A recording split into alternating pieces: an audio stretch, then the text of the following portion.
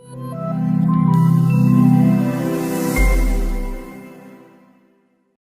കുഞ്ഞുങ്ങളെ, ഞാൻ നിങ്ങളുടെ ബീന കൃഷ്ണൻ. ഇന്ന് നമ്മൾ പഠിക്കുന്നത് 5ാം ക്ലാസ്സിലെ സോഷ്യൽ സയൻസിൻ്റെ 2ാമത്തെ ചാപ്റ്ററായ ഫുഡ് ആൻഡ് ഹ്യൂമൺ, അല്ലെ ഭക്ഷണവും മനുഷ്യരും എന്ന് പറയുന്ന പാഠമാണ്.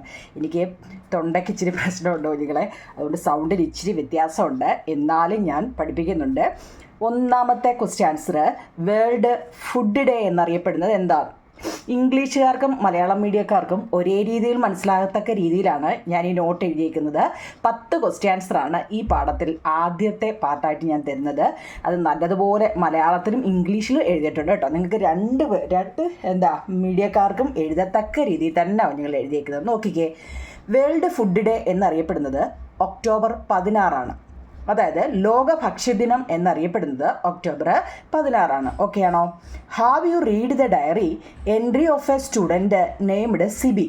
What are the food items mentioned in the diary entry? അതായത് നിങ്ങളുടെ ടെസ്റ്റിനകത്തിൽ സിബി എന്ന് പറയുന്ന ഒരു ക്യാരക്ടറുണ്ട്. സിബി എന്ന് പറയുന്ന കുട്ടിയുടെ ഡയറിക്കുറിപ്പിൽ പറഞ്ഞിരിക്കുന്ന ഭക്ഷണ സാധനങ്ങൾ എന്തെല്ലാമെന്നാണ്. കേൾക്കാൻ പറ്റുന്നുണ്ടോ നിങ്ങളെ? എന്താ സിബിയുടെ, നിങ്ങൾക്ക് ഇംഗ്ലീഷിലും മലയാളത്തിലും എഴുതുന്നുണ്ട്, നിങ്ങൾക്ക് പഠിക്കാനും എളുപ്പമാണ് കേട്ടോ. സിബിയുടെ ഡയറിക്കുറിപ്പിൽ പറഞ്ഞിരിക്കുന്ന ഭക്ഷണ സാധനങ്ങൾ എന്തെല്ലാമാണ് നോക്കൂ നിങ്ങളെ. ലഡു, ഹൽവ, പായസം, സ്വീറ്റ്, പിക്കിള്, കേക്ക് മുതലായവയാണ്. എന്താണ്? ലഡു, ഹൽവ, പായസം. സ്വീറ്റ് എന്ന് ഉദ്ദേശിക്കുന്നത് മധുര പലഹാരങ്ങളെയാണ് കേട്ടോ. പിന്നെ പിക്കിൾ എന്ന് വെച്ച് കഴിഞ്ഞാൽ അച്ചാറാണ്, അച്ചാറുകളൊക്കെ അറിയില്ലേ. പിന്നെ കേക്കുകൾ. ഇത്രയാണ് സിബിയുടെ ഡയറിയിലുള്ള പറഞ്ഞിരിക്കുന്ന ഭക്ഷണ സാധനങ്ങൾ. 2 ഓക്കെ ആണോ നിങ്ങളെ? 3ാമത്തെ നോക്കിയേ. The picture give above indicate the different method of obtaining food by the early humans. What details do you understand from these picture about the obtaining of food of early human being? വല്ലതും മനസ്സിലാവുന്നുണ്ടോ നിങ്ങൾ? ഞാനീ പറഞ്ഞത് വല്ലതും മനസ്സിലായോ? അതായത് അതിൻ്റെ മലയാളവും ഞാൻ എഴുതിയിട്ടിട്ടുണ്ട് കേട്ടോ. നിങ്ങൾക്ക് സംശയം ഒന്നും വേണ്ട. അതാണ്ട് ഇത് കണ്ടോ, മുകളിൽ കൊടുത്തിരിക്കുന്ന ചിത്രത്തിൽ ആദിമ മനുഷ്യർ ഭക്ഷണം നേടിയിരിക്കുന്ന വിവിധ രീതികളെ സൂചിപ്പിക്കുന്നു. ഇവ ഏതെല്ലാം ആണെന്നാണ്. ഓക്കെ ആണോ? ഏതൊക്കെയാണ് കുഞ്ഞുങ്ങളെ? നോക്കിക്കേ, 1ാമത് പറയുന്നത് മലയാളം ഇംഗ്ലീഷും ആകുമ്പോൾ നിങ്ങൾക്ക് മനസ്സിലാവുമല്ലോ. നോക്കൂ കുഞ്ഞുങ്ങളെ. ദേ ഗ്യാതേർഡ് ഫുഡ്, അവർ ഭക്ഷണം ശേഖരിച്ചിരുന്നു.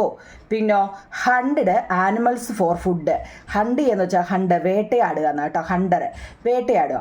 100 ആനിമൽസ് ഫോർ ഫുഡ് എന്ന് വെച്ച് കഴിഞ്ഞാൽ ഭക്ഷണത്തിനായി അവർ മൃഗങ്ങളെയായിരുന്നു വേട്ടയാടിക്കൊണ്ടിരുന്നത്. നമ്പർ ഇട്ടിട്ടുണ്ടോ നിങ്ങളെ? 1ഉം 2ഉം ഒക്കെ നോക്കണേ. 3ാമത്തേതൊക്കെ എൻഗേജ്ഡ് ഇൻ ഫിഷിങ് എന്ന് വെച്ചാൽ എന്താ? മത്സ്യബന്ധനത്തിൽ അവർ ഏർപ്പെട്ടു. എന്താണ്? എൻഗേജ്ഡ് ഇൻ ഫിഷിംഗ് എന്ന് വെച്ചാൽ മീൻ പിടിക്കുക അല്ലെ. എൻഗേജ് ചെയ്തെന്ന് വെച്ചാൽ അവർ കൂടുതൽ സമയം അതിനു വേണ്ടി ചിലവഴിച്ചു. പിന്നോ stone and sticks were used as weapons. കല്ലുകളും, സ്റ്റോൺ എന്ന് വെച്ചാൽ കല്ലുകൾ, സ്റ്റിക്സ് എന്ന് വെച്ചാൽ വടിയെന്നും കമ്പെന്നും ഒക്കെ നമ്മൾ പറയും ഇല്ലേ. കമ്പുകളും അവർ ആയുധമായിട്ട് ഉപയോഗിച്ചു. പിന്നോ ദേ ഹണ്ടഡ് ഇൻ ഗ്രൂപ്പ്സ് എന്ന് വെച്ചാൽ അവർ കൂട്ടമായിട്ടായിരുന്നു വേട്ടയ്ക്ക് പോയിരുന്നത്. ഒരാളെ അങ്ങോട്ട് വിട്ടിട്ട് ഒരാൾ ഇങ്ങോട്ടും അല്ല, അവർ കൂട്ടമായിട്ടായിരുന്നു പോയിരുന്നത്. പിന്നോ they shared the food they gathered എന്ന് വെച്ചാൽ അവർ ശേഖരിച്ച ഭക്ഷണം അവർ പങ്കിട്ട് തന്നെ കഴിച്ചു എന്നാണ് പറയുന്നത്. ഇനി ഈ ചോദ്യം, what were the different method of obtaining food by early human? ഇത്രയേ ഉള്ളൂ. ഇപ്പം എന്താ, പണ്ട് കാലത്തെ അതായത് ആദിമ മനുഷ്യർ ഭക്ഷണം നേടിയെടുത്തിരുന്നത് ഏതെല്ലാം രീതിയിലായിരുന്നു എന്നാണ്. അത് ഏത് രീതി ചോദിച്ചാലും നിങ്ങൾക്ക് ഈ ആൻസർ എഴുതാം. എന്താ നിങ്ങളെ? പഴയ കാലത്തെ, അതിനെയാണ് ആദിമ മനുഷ്യർ എന്ന് പറയുന്നത്. അവർ ഭക്ഷണം നേടിയെടുത്തിരുന്നത് ഏതെല്ലാം രീതിയിലായിരുന്നു? ചോദ്യം ഇംഗ്ലീഷിലും മലയാളത്തിലും ഉണ്ടോ നിങ്ങളെ? ഒരു സംശയം വേണ്ട. കണ്ടോ? What were the different method of obtaining food by early humans. ഏതൊക്കെയാണെന്ന് ഇപ്പോൾ പറഞ്ഞില്ല. ഒന്നുകൂടെ മലയാളം പറയാം. അപ്പം നിങ്ങൾക്ക് ഇംഗ്ലീഷ്. അവർ ഭക്ഷണം ശേഖരിച്ചു, ഭക്ഷണത്തിനായി മൃഗങ്ങളെ വേട്ടയാടി, മത്സ്യബന്ധനത്തിൽ ഏർപ്പെട്ടു, കല്ലുകളും കമ്പുകളും ആയുധമായി ഉപയോഗിച്ചു, അവർ കൂട്ടമായി വേട്ടയാടി, പിന്നെ അവർ ശേഖരിച്ച ഭക്ഷണം അവർ പങ്കിട്ട് തന്നെ എടുക്കുകയും ചെയ്തു. എല്ലാവരുടെ കൂട്ടമായി വേട്ടയാടിയിട്ട് ഒരാൾ എടുത്തുകൊണ്ട് അങ്ങ് പോവുകയാണോ? അല്ല, അവർ ആരൊക്കെയാണോ ഇതിനു വേണ്ടി കഷ്ടപ്പെട്ടത് അവർ അത്രയും പേരും കൂടെ ആ ഭക്ഷണം പങ്കിട്ട് കഴിക്കുന്നു എന്നാണ്. 3 ഓക്കെയാണോ നിങ്ങളെ? ആണോ? ആണല്ലോ. നാലാമത്തെ ചോദ്യം നോക്കി. What might be the food items they had obtained through hunting and gathering? വേട്ടയാടിയും അവർ പല രീതിയിൽ അവർ വേട്ടയാടിയും ശേഖരണത്തിലൂടെയും നേടി ഈ ഭക്ഷണ സാധനങ്ങൾ എന്തെല്ലാമാണ്? വേട്ടയാടി കഴിച്ചു എന്നൊക്കെ പറഞ്ഞില്ലയോ? എന്തൊക്കെയാണ് ഞങ്ങളെ നോക്കിക്കുക. ഇംഗ്ലീഷുകാർ ഫ്രൂട്ട്സ് ആൻഡ് വെജിറ്റബിൾസ്, അതായത് പഴങ്ങളും പച്ചക്കറികളും, പിന്നെ ഫിഷസ് മത്സ്യങ്ങൾ, പിന്നെ റൂട്ട് ആൻഡ് ട്യൂബേഴ്സ്. റൂട്ട് എന്ന് വെച്ചാൽ വേരുകൾ, ട്യൂബേഴ്സ് എന്ന് വെച്ചാൽ കിഴങ്ങെന്നൊക്കെ കേട്ടിട്ടുണ്ടോ? കിഴങ്ങ് എന്ന് വെച്ചാൽ എന്താ? ട്യൂബേഴ്സ്. പിന്നെ ഭക്ഷ്യയോഗ്യമായ ഇലകൾ, എഡിബിൾ ലീവ്സ് എന്ന് വെച്ചാൽ എന്താ? നമുക്ക് കഴിക്കാൻ പറ്റുന്ന ഇലകൾക്കാണ് എഡിബിൾ എന്ന് പറയുന്നത്. എഡിബിൾ എന്ന് വെച്ചാൽ എന്താ അർത്ഥം? നമുക്ക് കഴിക്കാൻ പറ്റുന്നത്. എഡിബിൾ ലീവ്സ് എന്ന് വെച്ചാൽ നമുക്ക് കഴിക്കാൻ പറ്റുന്ന ഇലകൾ. പിന്നെ നട്ട്സ്, സീഡ്സ്, ആനിമൽസിൻ്റെ ഫ്ലഷ്, ഇതെല്ലാം എന്താണ്? മൃഗങ്ങളുടെ മാംസവും അതുപോലെ തന്നെ എന്തെങ്കിലുമൊക്കെ സീഡ്സുകൾ, വിത്തുകളൊക്കെ ഇല്ലേ, എന്തെങ്കിലുമൊക്കെ കിട്ടുമല്ലോ അവർക്ക് ആ പോകുന്ന വഴിയിൽ. അപ്പോൾ അതെല്ലാം എന്ത് ചെയ്തു? ഭക്ഷണ സാധനങ്ങൾ, അവരെന്തെല്ലാം ഭക്ഷണങ്ങൾ കിട്ടിയെന്നാണ് അവർ ശേഖരിച്ച് വെക്കുന്നത് എന്തെല്ലാമാണെന്ന്. ഓക്കെ ആണോ നിങ്ങൾ? നാലാമത്തത് എന്താ ചോദ്യം? What might to be food items they had obtained through hunting and gathering?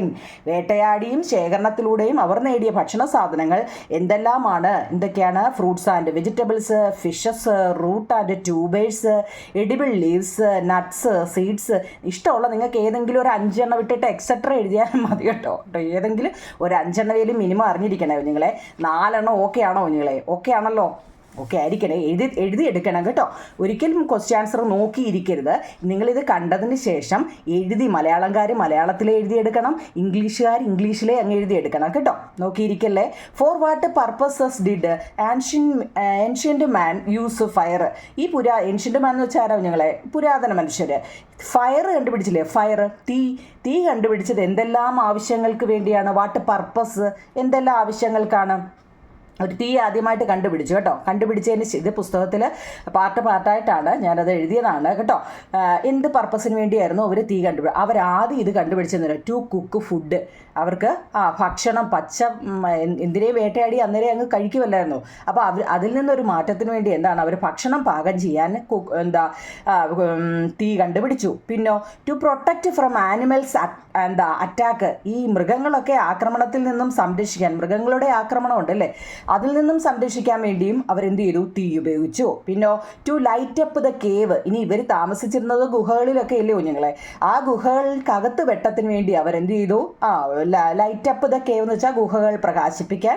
To get protection from cold. ഇനി ഭയങ്കരമായ തണുപ്പിൽ നിന്നും സംരക്ഷിക്കാൻ വേണ്ടിയും അവരെന്ത് ചെയ്തു? തീ ഉപയോഗിച്ചു. എങ്ങനെയുണ്ട്? 4 പോയിന്റ് നല്ലതല്ലേ കുഞ്ഞുങ്ങളെ? മലയാളം മീഡിയക്കാർക്കും ഇംഗ്ലീഷ് മീഡിയക്കാർക്കും നോക്കിക്കേ. To cook food, to protect from animals attack, to light up the cave, to get protection from cold. ഭക്ഷണം പാകം ചെയ്യാനും മൃഗങ്ങളുടെ ആക്രമണത്തിൽ നിന്നും സംരക്ഷിക്കാനും ഗുഹകൾ പ്രകാശിപ്പിക്കാനും തണുപ്പിൽ നിന്നും സംരക്ഷണം ലഭിക്കാനും വേണ്ടിയായിരുന്നു അവരെന്ത് കണ്ടുപിടിച്ചത്? തീ കണ്ടുപിടിച്ചത്. ഓക്കെ, 5 എണ്ണം ഓക്കെ ആണല്ലോ? ഓക്കെ ആയിരിക്കണേ കുഞ്ഞുങ്ങളെ. ഞാൻ പറഞ്ഞു പോകുമ്പോൾ നിങ്ങൾ അതുകൂടെ നോക്കണേ. What were the possible conditions that forced early humans find other ways to obtain food? കേട്ടോ, ഒന്നും പേടിക്കേണ്ട. ഇംഗ്ലീഷേ കണ്ടുള്ളൊന്നും വിചാരിച്ച് പേടിക്കേണ്ട. എല്ലാത്തിൻ്റെയും മലയാളവും ഞാൻ എഴുതി വെച്ചിട്ടുണ്ട്. നോക്കൂ ഞങ്ങളെ. What were the possible conditions that forced early humans find other ways to obtain food? ആദിമ മനുഷ്യർ ഭക്ഷണം ലഭിക്കാൻ മറ്റു വഴികൾ കണ്ടെത്താൻ സാധ്യമായ സാഹചര്യങ്ങൾ എന്തെല്ലാമാ? ഇവർ ഭക്ഷണം ലഭിക്കാൻ വേണ്ടി വേറെ വഴികൾ കണ്ടെത്താൻ സാധ്യമായ സാഹചര്യം എന്തുകൊണ്ടാണ്? എന്തോ സാഹചര്യങ്ങൾ കൊണ്ടാണെന്ന് നോക്കിയോ നിങ്ങളെ. ഇംഗ്ലീഷ് എന്താണ്? ഒന്ന് സ്കേഴ്സിറ്റി ഓഫ് ഫുഡ്. എന്താണ് സ്കേഴ്സിറ്റി ഓഫ് ഫുഡ് എന്ന് വെച്ചാൽ ഭക്ഷണത്തിൻ്റെ ദൗർബല്യം, ഭക്ഷണത്തിൻ്റെ അളവ് കുറഞ്ഞു വന്നു. പിന്നെ റൈസ്, RICE അല്ലേ? ആ റൈസ് എന്ന് വെച്ചാൽ അരി. ഇവിടെ RISE റൈസാണ്. എന്താണ്? ഇൻ പോപ്പുലേഷൻ എന്ന് വെച്ചാൽ ജനസംഖ്യ ഉയർന്നു കേട്ടോ. ഓരോ വർഷങ്ങൾ കഴിയുന്തോറും ജനസംഖ്യ ഉയർന്നു വന്നപ്പോഴെന്താണ്? അവർക്കിപ്പോൾ നമ്മളിങ്ങനെ എടുത്തോണ്ട് വരുന്ന ഫുഡ് മാത്രം പോരാതെയായി. അപ്പോൾ അവരെന്ത് ചെയ്തു? എന്തൊക്കെ സംഭവിച്ചു എന്നല്ലേ? ഭക്ഷണത്തിൻ്റെ അളവെല്ലാം കുറഞ്ഞു, ജനസംഖ്യ അങ്ങോട്ട് ഉയരാൻ തുടങ്ങി. എന്ന് വെച്ചാൽ ജനസംഖ്യ വർധനവ് വന്നു. പിന്നെ ഞങ്ങളെ എൻവയോൺമെൻറ്റൽ ചേഞ്ച്. നമ്മൾ എൻവിറോൺമെൻറ്റൽ എന്നാണ് ചിലർ വായിക്കുന്നത്. നമ്മൾ കുഞ്ഞു പരുവത്തിലൊക്കെ അങ്ങനെയാണ് വായിച്ചത്, എൻവിറോൺമെൻറ്റൽ എന്നാണ്. പക്ഷേ ഇപ്പം എന്താ, നമ്മൾ കുറച്ചുകൂടെ 5-ലായില്ലേ? അപ്പം എൻവയോൺമെൻറ്റൽ എന്നാണ് കറക്റ്റ് കേട്ടോ. അവിടെ ഉച്ചരിക്കില്ല. അപ്പോൾ എന്താ, അവിടെ പരിസ്ഥിതിയിലുള്ള മാറ്റങ്ങൾ, ചേഞ്ച് എന്ന് വെച്ചാൽ മാറ്റം. അടുത്ത ക്ലൈമറ്റും ചേഞ്ചായി. കാലാവസ്ഥയും വ്യതിയാനമായി. കാലാവസ്ഥ വ്യതിയാനം, lakh of food storage facility. ഞാൻ ഈ വായിക്കുന്നതിൻ്റെ എല്ലാം ഇവിടെ കാണിച്ചിട്ടുണ്ട് കേട്ടോ നിങ്ങളെ. എന്താ lakh of food storage facility എന്ന് വെച്ചാൽ ഭക്ഷണ സൗകര്യത്തിൻ്റെ അഭാവം. പിന്നെ വൈൽഡ് ഫയർ, കാട്ടുതീ. ഇതെല്ലാം എന്താണ്, ആദിമ മനുഷ്യർ ഭക്ഷണം ലഭിക്കാൻ മറ്റു വഴികൾ കണ്ടെത്താൻ അവർ വേറെ വഴികൾ ഇങ്ങനെ മാത്രം പോരാ, മറ്റു വഴികൾ എന്താണ് അവർ കണ്ടുപിടിച്ചതെന്നാണ്. ഒരു 6 എഴുതിയിട്ടുണ്ട്. മിനിമം 5 പഠിച്ചിരിക്കണം കേട്ടോ. 6 പഠിച്ചിട്ട് പോയെങ്കിൽ നമുക്ക് 7 എഴുതാൻ 5 എഴുതാൻ പറ്റത്തുള്ളൂ കേട്ടോ നിങ്ങൾ. അതുകൊണ്ട് കറക്റ്റായിട്ട് തന്നെ പോയിന്റ് ഓർഡറിലൊന്നും പഠിക്കണമെന്നില്ല. നിങ്ങൾ ഒരു 3-4 വട്ടം വായിച്ചാൽ മതി. നിങ്ങൾ വായിക്കുമ്പോൾ തന്നെ എന്താ നിങ്ങൾക്ക് ഏകദേശം സംഭവം പിടികിട്ടും. ഇത് കേട്ടാൽ തന്നെ നിങ്ങൾക്ക് കുറേയൊക്കെ പിടികിട്ടില്ലേ. അവരെന്താ ഇങ്ങനൊന്നും ജീവിച്ചാൽ ഇങ്ങനൊന്നും പറ്റത്തില്ല, നമുക്ക് എന്താ വേറെ വഴി ആലോചിക്കണം. എന്തുകൊണ്ട് അവരങ്ങനെ ആലോചിച്ചത്? അവർക്ക് കൊണ്ടുവരുന്ന ആഹാരമൊന്നും തികയാതെ വരുന്നു. അവിടെ എന്താ ഓരോ വർഷം കഴിയുന്തോറും ജനസംഖ്യകൾ ഇങ്ങനെ കൂടിക്കൊണ്ടിരിക്കുകയാണ്. തന്നെയല്ല പരിസ്ഥിതിയെല്ലാം മാറി, കാലാവസ്ഥയിലും മാറി, കാട്ടുതീ കൊണ്ട് അവിടെ ഇരിക്കാൻ വയ്യാതെയായി, ഭക്ഷണ സൗകര്യത്തിൻ്റെ അഭാവം. ഇതെല്ലാം എന്താണ് ഇവർ വേറെ മറ്റ് വഴികൾ അവർ കണ്ടെത്തിയത്. അപ്പോൾ അതിൻ്റെ ഇംഗ്ലീഷും എഴുതിയിട്ടുണ്ട്, വായിച്ചു തരണോ ഒന്നുകൂടെ. സ്കേഴ്സിറ്റി എന്നാണ് കേട്ടോ. സ്കേഴ്സിറ്റി അല്ലേ, scarcity of food, rising population, environmental change, climate change, lack of food storage facility, wild fire എന്നിവയാണ് അതിൻ്റെ ആൻസർ. ഓരോന്നും ഞാൻ എടുത്തിട്ടുണ്ടോ നിങ്ങൾക്ക് ദൂരെ ഇരുന്നാലും വായിക്കാൻ പറ്റത്തക്ക രീതിയിൽ തന്നെയാണ് ഞാൻ എഴുതിയേക്കുന്നത്. അപ്പം എത്ര എണ്ണമായി? 6 ഒക്കെയാണോ നിങ്ങളെ? ഇനി 7ാമത്തത്, which was the first animals domesticated by human? മനുഷ്യൻ ആദ്യമായി വളർത്തിയ മൃഗം ഏതാണോ നിങ്ങളെ? ഡോഗാണ് കേട്ടോ, നായയാണ് ആദ്യമായിട്ട് വളർത്തിയത്. What advantages might they have had setting near agriculture site? എന്താ നിങ്ങളെ വാട്ട് അഡ്വാൻറ്റേജ് എന്ന് വെച്ചാൽ എന്താണ്? നേട്ടങ്ങൾ. എന്തെല്ലാം നേട്ടങ്ങൾ? They have set near agriculture site. അവർക്ക് ഈ കൃഷി ചെയ്യാനേ കാർഷിക സ്ഥലങ്ങൾ അല്ലെ കൃഷി സ്ഥലങ്ങൾക്ക് സമീപമായിട്ട് അവർ അപ്പോൾ ഇവരിങ്ങനെ ഗുഹകളിലും അവിടെ ഇവിടെയൊക്കെ ആയിരുന്നു ആദ്യകാലത്ത് താമസിച്ചിരുന്നത്. പിന്നീട് ഇവരെന്താ വെള്ളം കണ്ടുപിടിച്ചു, തീ കണ്ടുപിടിച്ചു. ഇതൊക്കെ കിട്ടിയതിന് ശേഷം ഇവരെന്ത് ചെയ്തെന്നറിയോ? കൃഷി ചെയ്യാൻ വേണ്ടി ഏതെങ്കിലുമൊക്കെ നദികളുടെ തീരത്തോ അങ്ങനെ വെള്ളമുള്ള സ്ഥലങ്ങൾ നോക്കി ഇവർ താമസിക്കാൻ തുടങ്ങി. ഇങ്ങനെ കൃഷി സ്ഥലങ്ങൾക്ക് സമീപം താമസമാക്കി. ഇനി അവർ കൃഷി എവിടെ ചെയ്തിട്ടുണ്ടോ അവിടെ അങ്ങ് താമസിക്കാൻ തീരുമാനിച്ചു ഇല്ലേ. എന്തെല്ലാം നേട്ടങ്ങളാണ് അതുകൊണ്ട് അവർക്കുണ്ടായത് നോക്കിക്കേ. They could protect the agricultural site. They could protect the agriculture site എന്ന് വെച്ചാൽ അവർക്ക് കൃഷി സ്ഥലങ്ങൾ സംരക്ഷിക്കാൻ കഴിഞ്ഞു. ഇപ്പോൾ അടുത്ത താമസിക്കുന്നതിൽ എന്താണ്, അവരുടെ കൃഷിയിടങ്ങളിൽ എന്തെങ്കിലും ഒരു സൗണ്ടോ ഏതെങ്കിലും ജീവികളുടെ ഇതോ ഉണ്ടെങ്കിൽ എന്താ കഴിഞ്ഞു അവർക്ക് ഓടിച്ചെന്ന് അതിനെ ഓടിക്കാനും ഒക്കെ പറ്റുന്നുണ്ട് അല്ലേ. Availability of food items increased. ഭക്ഷ്യവസ്തുക്കളുടെ ലഭ്യത അപ്പോഴത്തേക്ക് വർദ്ധിച്ചു. കാരണം ഇവര് സ്ഥലം എടുത്തിട്ട് അവർ ജോലി ചെയ്ത് ഓരോ സാധനങ്ങൾ അവർ തന്നെ ഉണ്ടാക്കാൻ തുടങ്ങി. അപ്പോൾ അവർക്ക് ഭക്ഷ്യവസ്തുക്കളൊക്കെ അതിൻ്റെ അളവ് കൂടി. പിന്നെ സ്റ്റാർട്ടഡ് സോഷ്യൽ ലൈഫ്, സാമൂഹിക ജീവിതം ആരംഭിച്ചു. പിന്നെ go to more time to rest, വിശ്രമിക്കാൻ കൂടുതൽ സമയം അവർക്ക് ലഭിച്ചു എന്നാണ്. 4 പോയിന്റേ ഉള്ളൂ നിങ്ങളെ, അത് വൃത്തിയായിട്ട് പഠിക്കണം. ഓക്കെ ആണോ നിങ്ങളെ? 8 ഓക്കെ ആണോ? ഞാൻ ഈ ചോദ്യം ഇടണ്ടോ? 8ാമത്തെ ചോദ്യം, 8ാമത്തെ ഇംഗ്ലീഷും മലയാളം എന്ന് തന്നെ വേർതിരിച്ച് എഴുതിയിട്ടുണ്ട്. ഒന്നുകിൽ നിങ്ങൾ സ്ക്രീൻഷോട്ട് എടുത്തോ, അതല്ലെങ്കിൽ അല്ലാതെ തന്നെ 10-15 മിനിറ്റിൻ്റെ കാര്യമേ ഉള്ളൂ. 10 ക്വസ്റ്റ്യൻ ആൻസർ, ആദ്യത്തെ 10 ക്വസ്റ്റ്യൻ ആൻസറാണ് തന്നിരിക്കുന്നത്. അടുത്ത് നോക്കിയേ 9ാമത്തത്, how might river banks have helped early humans to settle എന്ന് വെച്ചാൽ എന്താണെന്നറിയോ? റിവർ ബാങ്ക് എന്ന് വെച്ചാൽ നദീതീരത്ത് ഇവരെന്ത് ചെയ്തു? ഈ ഏർലി ഹ്യൂമൻ അതെന്ന് വെച്ചാൽ ആദിമ മനുഷ്യരെ താമസിക്കാൻ സഹായിച്ചത് എങ്ങനെയാണ്? അങ്ങനെ കുഞ്ഞുങ്ങളെ നദീതീരങ്ങളിൽ ആദിമ മനുഷ്യരെ താമസിക്കാൻ സഹായിച്ചത് എങ്ങനെയൊക്കെയാവും നിങ്ങളെ? അവിടെ അവൈലബിലിറ്റി ഓഫ് വാട്ടർ, ജലം ആവശ്യത്തിന് അവർക്ക് കിട്ടാൻ തുടങ്ങി. പിന്നെ ഫെർട്ടൈൽ സോയിൽ, വളക്കൂറുള്ള നല്ല വളമുള്ള മണ്ണായിരുന്നു. പിന്നെ ഫേവറബിൾ ക്ലൈമറ്റ് ആയിരുന്നു. എന്ന് വെച്ചാൽ നല്ല അനുകൂലമായ കാലാവസ്ഥയായിരുന്നു. കൃഷിയൊക്കെ നട്ട് കഴിഞ്ഞാൽ അതിന് പറ്റിയ കാലാവസ്ഥ, ഫേവറബിൾ ക്ലൈമറ്റ്. പിന്നെ ട്രാൻസ്പോർട്ടേഷൻ, ഗതാഗതം, അവർക്ക് എന്തെങ്കിലും സാധനം ഉണ്ടെങ്കിൽ ഇപ്പോൾ വീടെടുത്താണെങ്കിൽ അവർക്ക് അങ്ങോട്ടും ഇങ്ങോട്ടും കൊണ്ടുപോകാനും വരാനും ഒക്കെ പറ്റുന്ന രീതിയായിരുന്നു. അതാണ് അവർ നദീതീരങ്ങളിൽ തന്നെ താമസിച്ചത്. മനസ്സിലായോ? അവരിപ്പോൾ എന്തെങ്കിലും സാധനങ്ങളൊക്കെ ഇപ്പോൾ ചേന, ചേമ്പ്, കാച്ചിൽ ഇങ്ങനെയൊക്കെ ഉള്ളതൊക്കെ ആയിരിക്കും ആദ്യകാലത്ത് അല്ലേ. അതൊക്കെ അവർക്ക് എളുപ്പം കൊണ്ട് നടാനും എടുത്തുകൊണ്ട് വരാനും ഒക്കെ വേണ്ടിയിട്ട് എന്ത് ചെയ്തു? അവർ ആ നദീ തീരത്ത് തന്നെ താമസിച്ചു എന്നാണ് 9ാമത്തെ question. Availability of water, fertile soil, favourable climate, transportation തുടങ്ങിയവയാണ്. ജലത്തിൻ്റെ ലഭ്യത, വളക്കൂറുള്ള, നിങ്ങൾക്ക് ഇങ്ങനെ തന്നെ എഴുതാനൊന്നുമില്ല കുഞ്ഞുങ്ങൾ. ആവശ്യത്തിന് അവർക്ക് അവർക്ക് ജലം ലഭിക്കുന്നു അല്ലേ. നല്ല വളക്കൂറുള്ള മണ്ണാണ്, നല്ല കാലാവസ്ഥയായിരുന്നു അവിടെ, ഗതാഗതമെല്ലാം എന്ന് വെച്ചാൽ സാധനങ്ങൾ അങ്ങോട്ടും ഇങ്ങോട്ടും കൊണ്ടുപോകാനുള്ള എളുപ്പം എന്നൊക്കെ അല്ലേ. വിചാരിച്ച് എഴുതുമ്പോൾ അതിൻ്റെതായ ഒരു രീതി വേണം കേട്ടോ, അതുകൊണ്ട് ഇങ്ങനെ എഴുതുന്നത് നല്ലത് കേട്ടോ. പിന്നെ കൃഷിക്കും പിന്നെ ഇംഗ്ലീഷിൽ പറഞ്ഞു water was essential for farming and living. Water from river was used to wash cloth and cook food too എന്ന് വെച്ചാൽ നിങ്ങളെ കൃഷിക്കും അതിൻ്റെ താഴെ കൃഷിക്കും ജീവിക്കാനും വെള്ളം അത്യാവശ്യമാണ് അല്ലേ. Water was essential for farming and living. പിന്നോ വസ്ത്രങ്ങൾ കഴുകാനും ഭക്ഷണം പാകം ചെയ്യാനും നദിയിലെ വെള്ളമാണ് അവർ ഉപയോഗിച്ചിരുന്നത്. Water from river was used to wash cloth and cook food too കേട്ടോ, കുക്ക് ഫുഡ് ടു. ഓക്കെ ആണല്ലോ നിങ്ങൾ 9ാമത്തത്. അടുത്ത നോക്കിയേ 10, the last. What was the use to store left over food items after daily needs. അതായത് ദിവസവും ആവശ്യത്തിന് ശേഷം വരുന്ന ഭക്ഷണ സാധനങ്ങളുണ്ട്.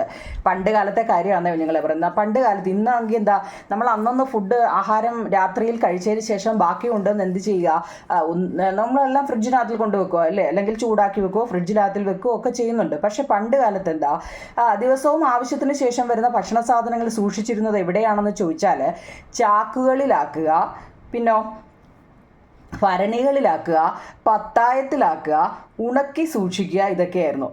കീപ്പിംഗ് സാക്ക് എന്ന് വെച്ചാൽ ചാക്കാണ് ഞങ്ങൾ SACK സാക്ക്, ചാക്ക്. ജാറുകളിൽ പണ്ട് നിങ്ങളുടെ വീട്ടിലൊക്കെ നോക്കാൻ കാണും, പണ്ടുള്ള വീട്ടിലൊക്കെ ഭരണിയൊക്കെ ഉണ്ട് കേട്ടോ, വലിയ ഭരണികൾ. പിന്നെ പത്തായം കണ്ടിട്ടുണ്ടോ നിങ്ങൾ? പത്തായം വലിയൊരു കട്ടിൽ പോലെ വെച്ചിട്ട് അതിനകത്ത് സാധനങ്ങളൊക്കെ വെക്കത്തക്കത്. പിന്നെ കെപ്റ്റ് ഡ്രൈ, അവർ ഉണക്കി എന്തെങ്കിലും ബാക്കി വന്നതൊക്കെ ഉണക്കി. കഴിക്കുന്ന ആഹാരം എന്ന് വെച്ചാൽ അന്നന്ന് വെക്കുന്ന ചോറോ മീനോ അവിയലോ തോരനോ ഒന്നും അല്ല കുഞ്ഞുങ്ങളെ, ബാക്കി വരുമല്ലോ. ഇപ്പം നമ്മൾ എന്തെങ്കിലുമൊക്കെ എടുത്തതിന് ശേഷം ബാക്കി വരുന്ന സാധനങ്ങൾ വെജിറ്റബിൾ ആയാൽ തന്നെ ബാക്കി വരത്തില്ലേ, അതൊക്കെയാണ് ഉദ്ദേശിക്കുന്നത്. നമ്മൾ അന്നേരം ഉണ്ടാക്കി കഴിക്കുന്നതെന്നല്ല ഇവിടെ ഉദ്ദേശിക്കുന്നത്. ബാക്കി ഇപ്പം ചേന, ചേമ്പ്, കാച്ചിൽ അങ്ങനെയൊക്കെ വരുന്നതായാലും ഏതാണെങ്കിലും അവരെങ്ങനെ വെക്കുന്നതെന്നാണ് പറയുന്നത്. ചാക്കുകളിലും ഭരണികളിലും പത്തായങ്ങളിലും ഒക്കെ പത്തായങ്ങൾ പിന്നെ ഉണക്കിയും സൂക്ഷിക്കുന്നുണ്ടെന്നാണ്.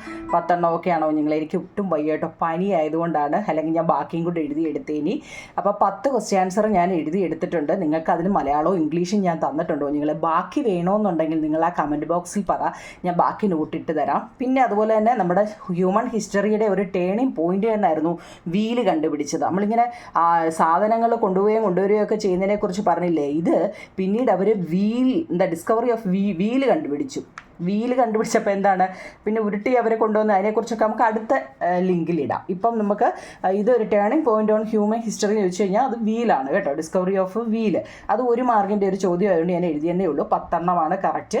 ആ 10 എണ്ണം വൃത്തിയായിട്ട് എഴുതി പഠിക്കണം കേട്ടോ. ഫസ്റ്റ് ലിങ്ക് ഈ സെക്കൻഡ് ചാപ്റ്ററിൻ്റെ ഫസ്റ്റ് 10 ക്വസ്റ്റ്യൻ ആൻസർ ഇത് വൃത്തിയായിട്ട് പഠിക്കണം. പഠിച്ചിട്ട് വേണം എന്നോട് പറയാൻ 2ാമത്തേത് ലിങ്ക് ഇടാൻ കേട്ടോ. ഓക്കെ ആണോ നിങ്ങളെ? Okay, thank you.